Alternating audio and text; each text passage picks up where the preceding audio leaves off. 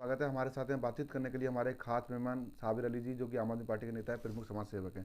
साबिर साहब, आपका स्वागत है। आजाद। ये 22,000 करोड़ के घोटाले में किसको जिम्मेदार मानते हैं जो हाल ही में हुआ है ये? और भैया, जिसकी सरकार होगी जिम्मेदार तो वही होगा ना।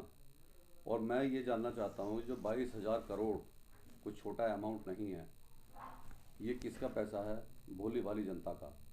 इसमें नेताओं का 1 रुपया नहीं जाता। तो ये जानबूझ के देश को क्यों गरीब बनाए जा रहे हैं? जो बेचारे बैंक पे विश्वास करते हैं, वे घर में रखते हैं। तब आप परेशान करते हो जी इनकम टैक्स की रेड हो जाएगी, आपने घर में क्यों रखा? आपका ब्लैक पैसा है ये। और वाइट पैसा बैंक में रखते हैं, उसको आप लुटवा देते हो जानबूझ के। आप ये लगा लीजिए कि 5 साल के अंदर करीब 10 लाख करोड़ का घोटाला हुआ है, जिससे एक देश खड़ा हो सकता है, हिंदुस्तान जैसा। तो इससे ज़्यादा हमारे लिए शर्मनाक बात और क्या हो गया? नेताओं को शर्म नहीं आती? अभी तक भी किसी भी एक लुटेरे को इन्होंने सजा दिलवाई हो, या वो पैसा वापस आया हो, या जितने भी नाम इनके सामने हैं जिसके ऊपर भी घोटाला है वो हज़ारों करोड़ों में है, किसी एक को वापस लाए हों तो बताइए। जबकि बहुत बड़े बड़े वादे इन्होंने किए थे कि हम इतने दिनों में ब्लैक मनी ले आएंगे, इतने दिनों में इसको अरेस्ट करेंगे, इतने दिनों में इसको फांसी चढ़ा देंगे।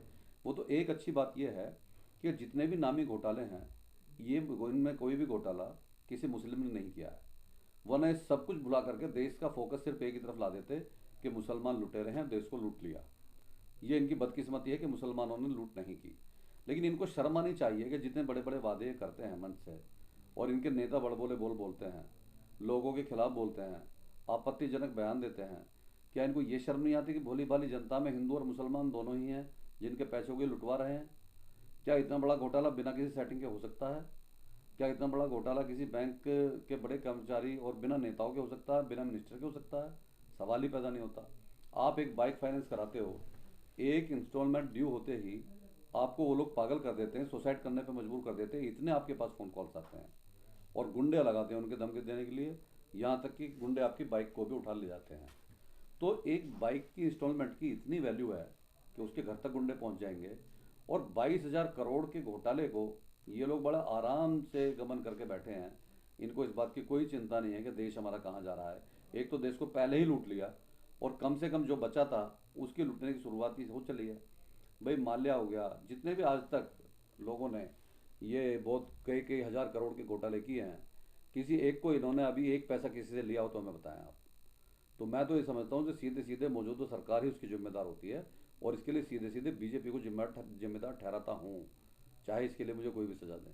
लेकिन अगर ये सब ऐसे ही चलता रहा तो वो दिन दूर नहीं जब हम सबके हाथ में कटोरा आ जाएगा। उसमें हिंदू मुसलमान वाली बात नहीं है, क्योंकि जो देश का पैसा गया है वो देश का पैसा गया, किसी हिंदू या मुसलमान का पैसा नहीं गया। वो ये इनको शर्म आनी चाहिए और उस पैसे को वापस लाना चाहिए। इसी के साथ जय हिंद, खुदा हाफिज, अस्सलाम वालेकुम।